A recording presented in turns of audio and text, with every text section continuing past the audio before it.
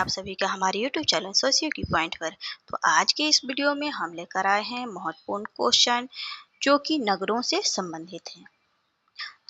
नगरीय समाजशास्त्र से वीडियो पहले आ चुका है, तो उसे आपने नहीं देखा है तो जरूर से जरूर देख लीजिएगा, ताकि ये जो सारे क्वेश्चन हैं वो आपको समझ में आए, क्योंकि ये जो बहुविकल्पीय क्वेश्चन है वो नगरों से ही संबंधित है और ये हर एक एग्जाम में पूछा जाता है, चाहे आप बीपीएससी टीआरई दे रहे हो, यूजीसी नेट दे रहे हो या एस्टेट दे रहे हो। तो लास्ट तक बने रहिएगा। चलिए शुरू करते हैं आज का ये एमसीक्यूज। सबसे पहला क्वेश्चन है, इस पहला में है कि नगर के चारों ओर घेरने वाले ग्रामीण क्षेत्रों को क्या कहा जाता है। नगर है, उसको घेरने वाले ग्रामीण क्षेत्रों को क्या कहा जाता है। उपनगर कहा जाता है, या पृष्ठ क्षेत्र कहा जाता है, या नगरीय पड़ोस उसको कहा जाता है, या मलिन वस्तु यानी घेटो कहा जाता है। क्या कहा जाता है? तो इसका राइट आंसर क्या हो जाएगा? इसका राइट आंसर उपनगर हो जाएगा। देखिए, उपनगर किसे कहते हैं? उपनगर, तो उपनगर नगर की बाहरी सीमा से सटे होते हैं और चारों ओर से क्या घेरने वाले ग्रामीण या अर्धनगरीय क्षेत्र होते हैं। उपनगर क्या होता है? नगरों से सटा हुआ वो क्षेत्र जो कि ग्रामीण होता है या तो अर्धनगरीय क्षेत्र होता है, जो विकास के साथ साथ वो शहर का हिस्सा बन जाता है, उसे ही उपनगर कहते हैं। पृष्ठ क्षेत्र क्या कहते हैं? तो इसमें पृष्ठ क्षेत्र, पृष्ठ क्षेत्र वो होता है जैसे किसी बंदरगाह या शहर के पीछे का वह दूरस्थ क्षेत्र जो जहाँ से माल आता है शहरों के लिए और वहीं से माल की आपूर्ति होती है, तो उसे ही पृष्ठ क्षेत्र कहते हैं। नगरीय पड़ोस किसे कहते हैं? तो शहर के अंदर की बसावट या मोहल्ला जिसे कहते हैं उसे ही नगरीय पड़ोस कहते हैं। मलिन वस्ती क्या होता है?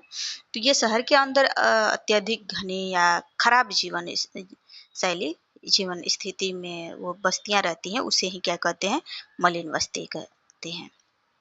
तो इस क्वेश्चन में पूछा गया है कि नगरों के चारों ओर घिरने वाले ग्रामीण क्षेत्रों को क्या कहा जाता है? तो उपनगर कहा जाता है। ठीक है, चलिए अगला क्वेश्चन देखते हैं। इसमें है कि निम्नलिखित में से किससे नगरीकरण की प्रक्रिया जुड़ी हुई है। इनमें से किससे नगरीकरण की प्रक्रिया जुड़ी हुई है?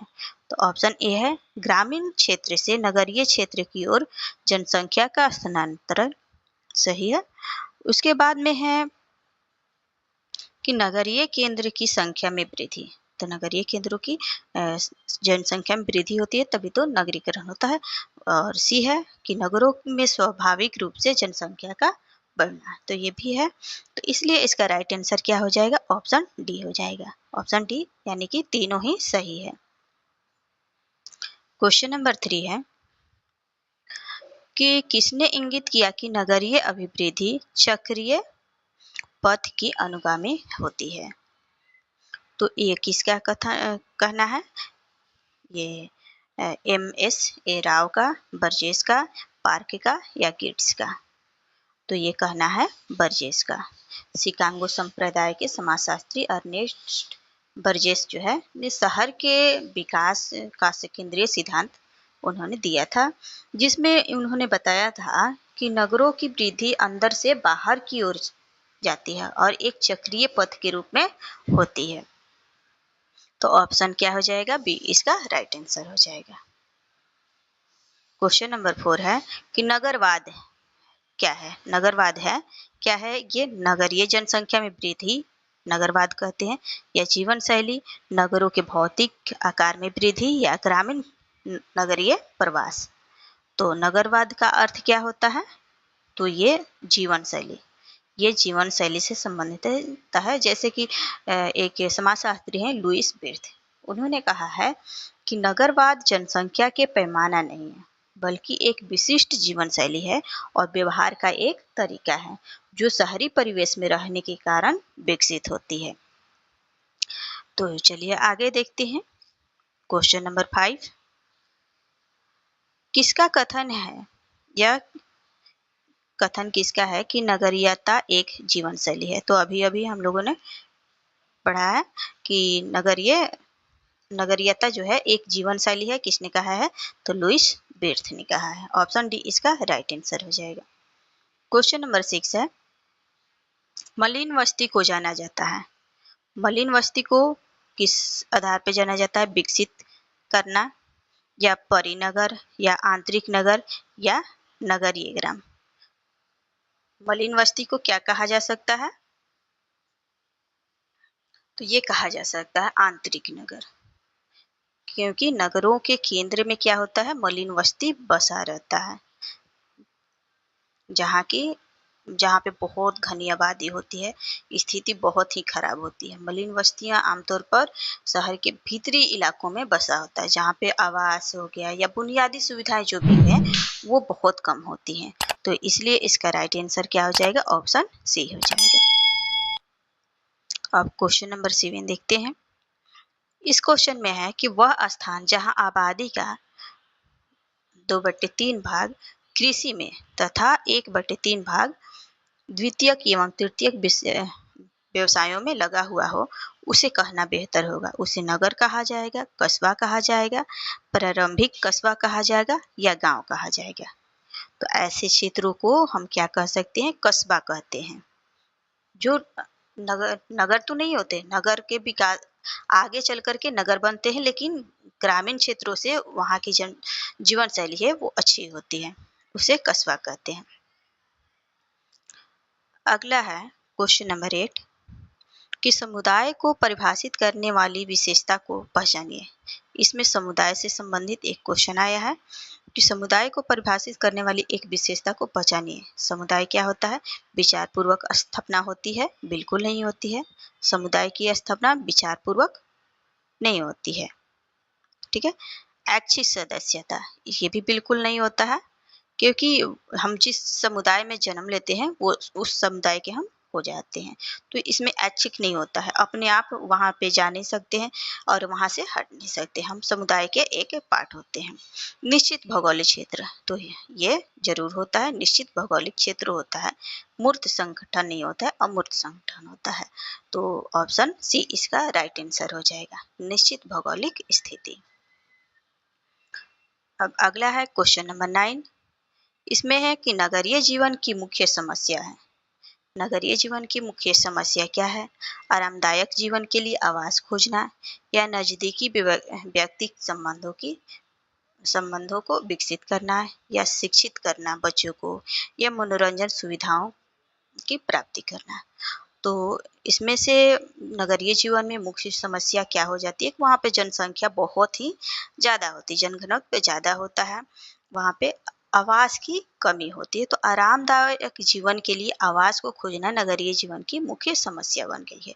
तो ऑप्शन ए इसका राइट आंसर हो जाएगा। क्वेश्चन नंबर 10 है कि भारतीय संदर्भ में सामान्यतः नगरीय का अर्थ है। भारतीय संदर्भ में नगरों का अर्थ क्या होता है?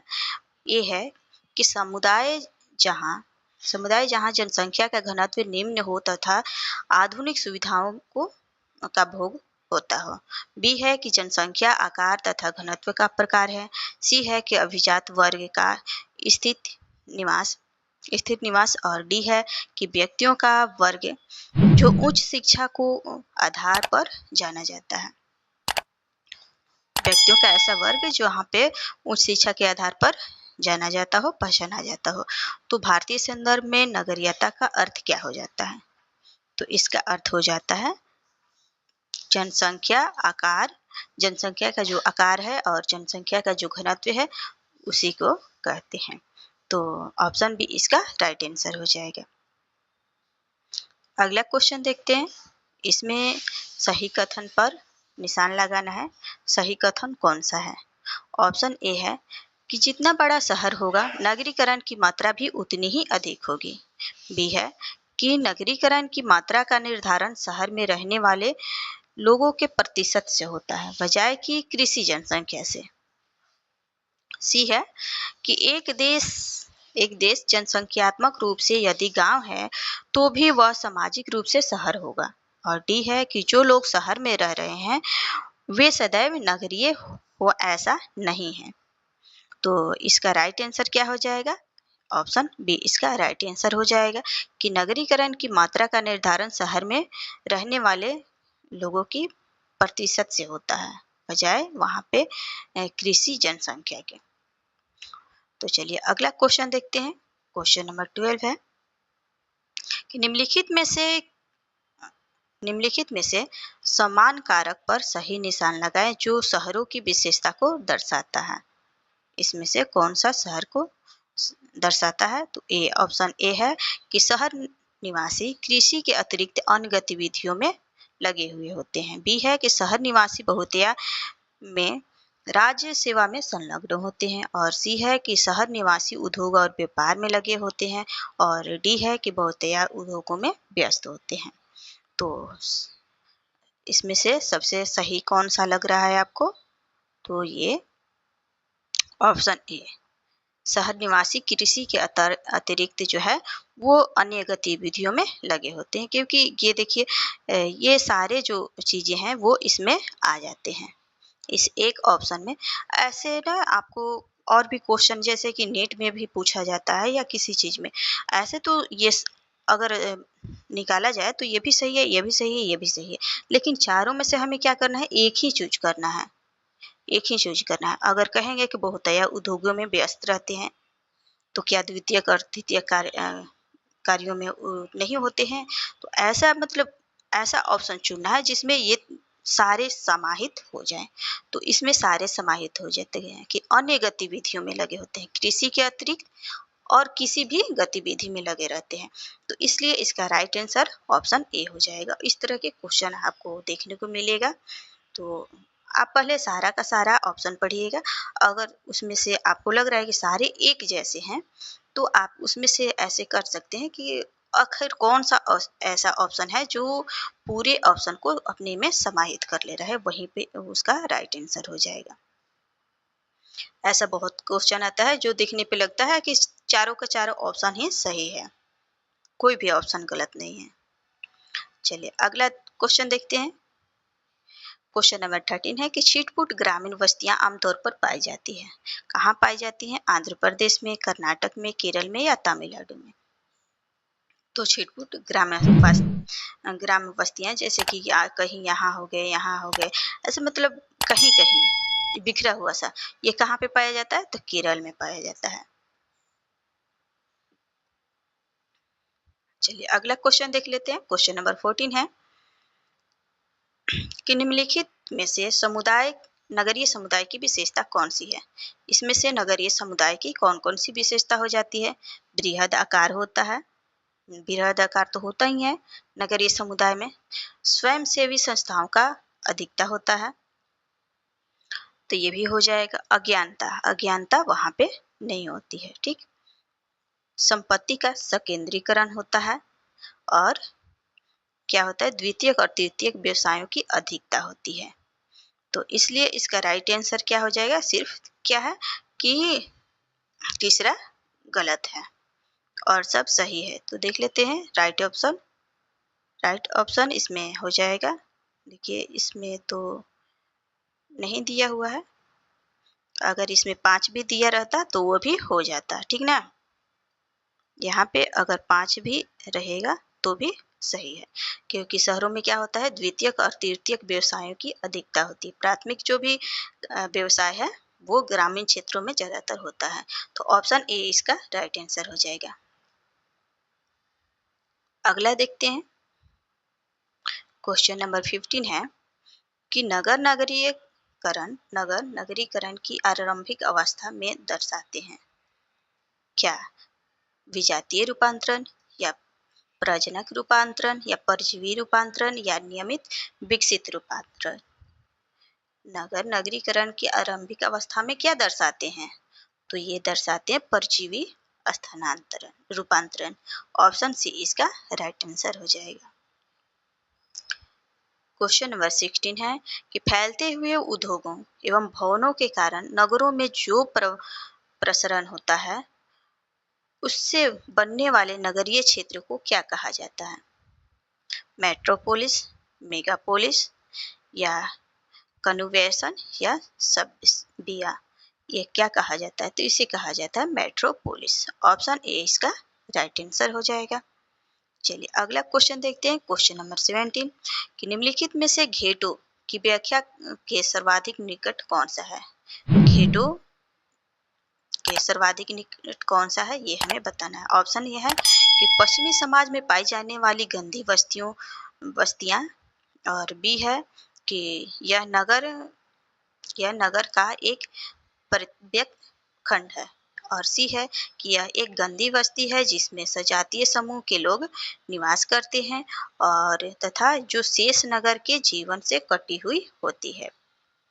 डी है कि यह गंदी बस्ती में रहने वाले एक प्रतिमान की ओर संकेत करता है जो वर्तमान में अस्तित्व में नहीं है।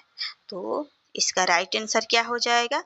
इसका राइट आंसर हो जाएगा ऑप्शन सी। ऑप्शन सी इसका राइट आंसर हो जाएगा। चलिए अगला देखते हैं,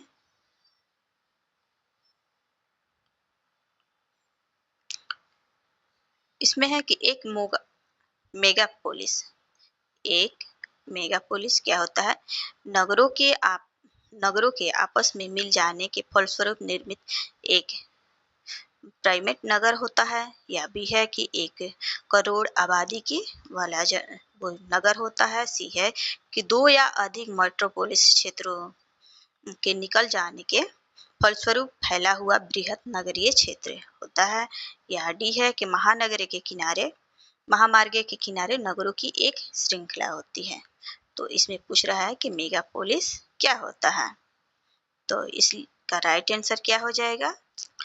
तो ऑप्शन सी इसका राइट आंसर हो जाएगा। 2 या अधिक मेट्रोपोलिस क्षेत्रों के मिल जाने के फलस्वरूप इसका निर्माण होता है, बृहद नगरीकृत क्षेत्र होता है ये।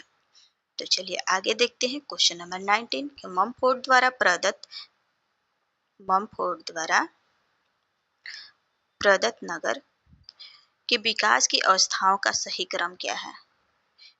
पोलिस, इथोपोलिस या मेट्रोपोलिस, इसमें से कौन सा पहले बताए हैं, कौन सा बाद में बताए हैं, ये आपको बताना होगा। तो ममफोर्ड ने नगरों के विकास और पतन की 6 अवस्थाएं बताए थे। विकास की 3 अवस्था और पतन की 6 अवस्था। पहले तो ये बताते हैं इथोपोलिस, फिर पोलिस, फिर मेट्रोपोलिस, उसके बाद में मेगापोलिस, टेरेनोपोलिस और नेक्रोपोलिस। जो पतन की अवस्था है 3, तो इसमें क्या हो जाएगा? सबसे पहले इथोपोलिस, सबसे पहला क्या हो जाएगा? इथोपोलिस।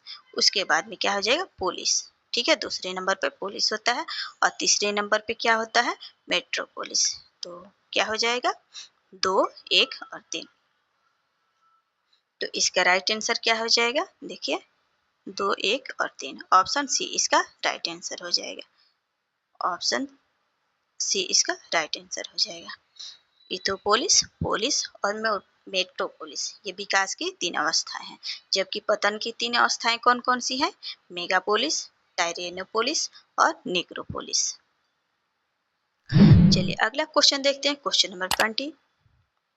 इसमें है कि निम्नलिखित में से किस प्रकार के नगर में हम अभिजात वर्ग को हम नगर के केंद्र में पाते हैं? किस प्रकार के नगर में हम अभिजात वर्ग को नगर के केंद्र में पाते हैं? औद्योगिक पूर्व, आधुनिक, ऐतिहासिक या वाणिज्यिक? तो औद्योगिक पूर्व क्या हो जाएगा? राइट आंसर औद्योगिक पूर्व। नगरों में अभिजात या संभ्रांत वर्ग जो होता है नगर के केंद्र में निवास करते हैं, जबकि श्रमिक लोग कहाँ पे निवास करते हैं? सब श्रमिक वर्ग परिधि यानी कि बाहरी क्षेत्र की ओर रहते हैं। तो ऑप्शन ए इसका राइट आंसर हो गया। तो चलिए आगे देखते हैं, क्वेश्चन नंबर 21।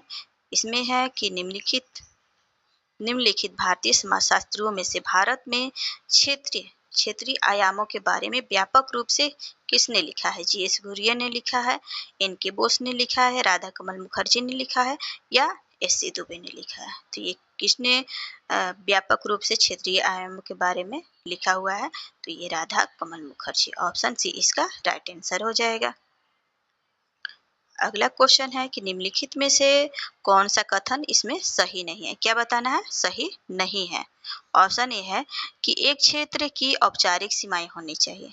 एक क्षेत्र की औपचारिक सीमाएं होनी चाहिए। तो ज़रूर होनी चाहिए। और ये तो सही है, लेकिन हमें बताना है क्या कि नहीं सही है कौन। तो बी है कि एक क्षेत्र की एक विशिष्ट भौगोलिक विशेषता होनी चाहिए, ये भी बिल्कुल सही कह रहा है। और सी है कि एक क्षेत्र आमतौर पर ग्रामीण और नगरीय समुदाय को मिलकर एक कर देता है, तो ये भी सही है। डी है कि एक क्षेत्र अनेक प्रकार के हितों तथा कार्यकलापों में अपने ही में ही निहित करता है, तो ये नहीं होगा। यानी कि यही जो है ये राइट आंसर हो जाएगा। ऑप्शन डी इसका राइट आंसर हो जाएगा।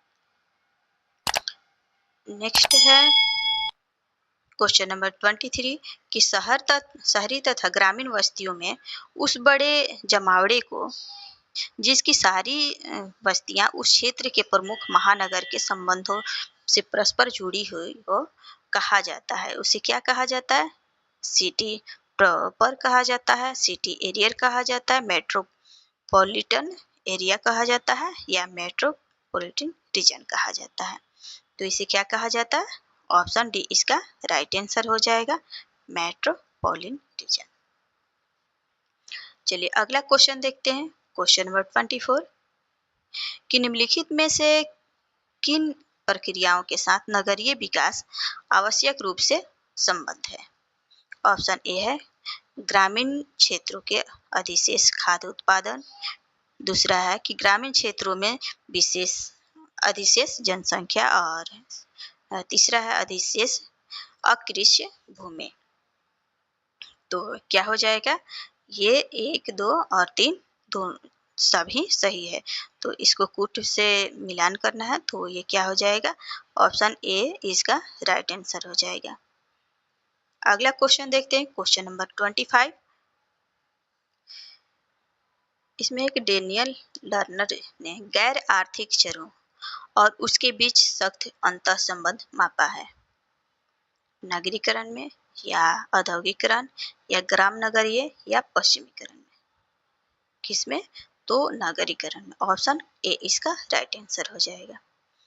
क्वेश्चन नंबर 26 कि रेडफील्ड और सिंगर के विचार में प्राथमिक नगरीकरण की प्रक्रिया को किसी विकास से विशेषीकृत किया जाता है।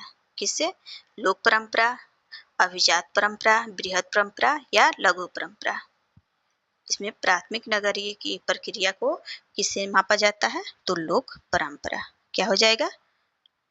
इन्होंने लघु परंपरा और बृहद परंपरा की अवधारणा दी थी, तो ये ऑप्शन डी इसका राइट आंसर हो जाएगा, लघु परंपरा। चलिए आगे देखते हैं,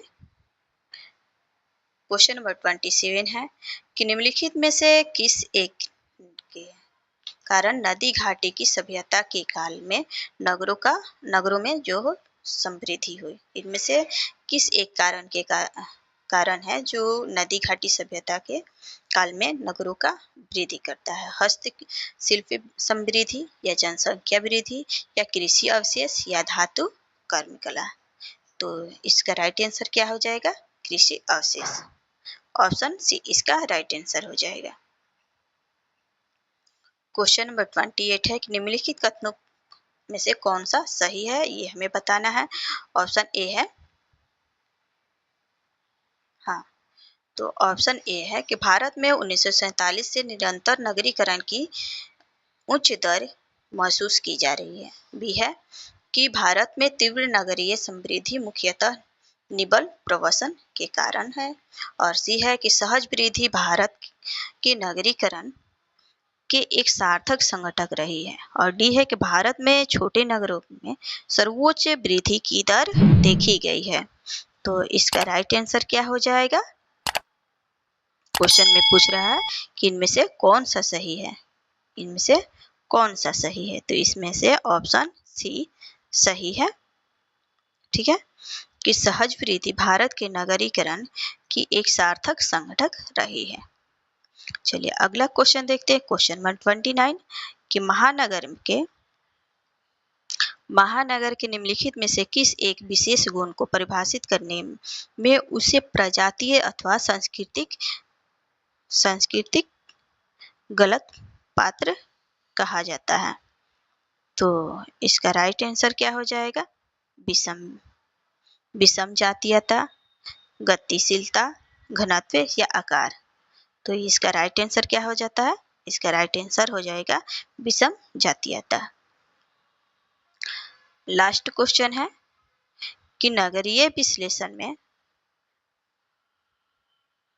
विश्लेषण में पारिस्थितिकी उपागम के विकास का श्रेय किसे जाता है? फ्रैंकफर्ट स्कूल को, या वियना स्कूल को, शिकागो स्कूल को, या मैनचेस्टर स्कूल को? तो ये किसको जाता है? पारिस्थितिकी उपागम के लिए किसको श्रेय जाता है? तो ये जाता है शिकागो स्कूल को। तो उम्मीद है आप लोग अच्छे से समझ पाए होंगे। तो आज का क्लास यहीं पे समाप्त होता है। और अगर आपको हमारा ये वीडियो अच्छा लगता है तो लाइक, सब्सक्राइब और शेयर जरूर कीजिएगा। और कमेंट बॉक्स में ये कमेंट जरूर कीजिएगा कि अगला जो क्लास है आप किस टॉपिक पे चाहते हैं। कि ये जरूर से जरूर लिखिएगा कि अगला क्लास किस टॉपिक पर लेकर आए हैं। तो चलिए, आप हमारे वीडियो पे लास्ट तक बने रहें, इसके लिए आपका बहुत बहुत धन्यवाद।